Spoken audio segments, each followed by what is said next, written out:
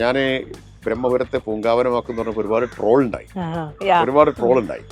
അത് പ്രതീക്ഷിക്കുകയും ചെയ്തിരുന്നു പറയുമ്പോൾ.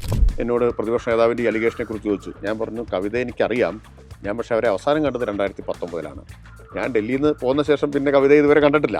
ഈ മദ്യത്തിന് വില കൂട്ടിയത് കൊണ്ട് മദ്യപാനം കുറയോ? അതൊരു ഡെറ്ററന്റ് ഫാക്ടറാണോ? നിരുത്സാഹപ്പെടുത്തേണ്ട ഉൽപ്പന്നങ്ങൾക്കാണല്ലോ കൂടുതൽ നികുതി ചുമത്താറുള്ളത്. ടൊബാക്കോ, മദ്യം, ഇതിനൊക്കെ കൂടുതൽ നികുതി സാധാരണ ചുമത്താറുണ്ട്.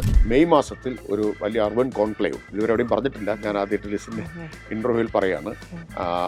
ഈ അർബൻ കോൺക്ലേവ് കേരളത്തിൽ വെച്ച് നടത്താനാണ് ഉദ്ദേശിക്കുന്നത്. ഒരു ഇൻ്റർനാഷണൽ കോൺക്ലേവ് നടത്തണം എന്നാണ് ഉദ്ദേശിക്കുന്നത്. CPIM സംബന്ധിച്ച് നേതാക്കളുടെ പാർട്ടിയല്ല, പാർട്ടിയുടെ നേതാവാണ്. ഇനിയും ഈ സർക്കാർ തന്നെ ആയിരിക്കും? ഒരു സംശയം അല്ല, എനിക്കതിൽ സംശയമില്ല. കാരണം എന്താണെന്ന് വെച്ചാൽ ഇത്രയേറെ പരിമിതികൾക്കകത്ത് നിന്നുകൊണ്ട് ഇതിനേക്കാൾ നന്നായിട്ട് പ്രവർത്തിക്കാൻ ഒരു ഗവൺമെന്റിനും കഴിയില്ല എന്നല്ല, പ്രവർത്തിക്കുന്നതിനെ കുറിച്ച് ചിന്തിക്കാൻ പോലും കഴിയില്ല.